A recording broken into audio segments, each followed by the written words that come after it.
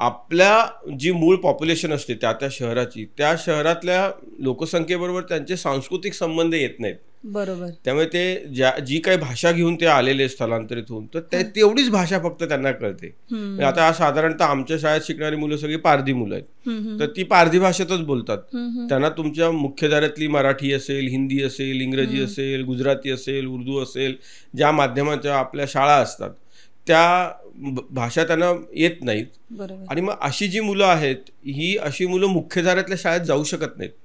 दुसरं, शाळेत जायचं असेल तर शाळेत सोडायला कोणतरी जायला पाहिजे, परत घेऊन यायला पाहिजे. हं.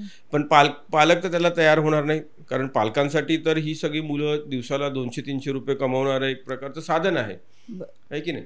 आणि रोज अंघोळ करणं पण या मुलांसाठी लक्झरी आहे.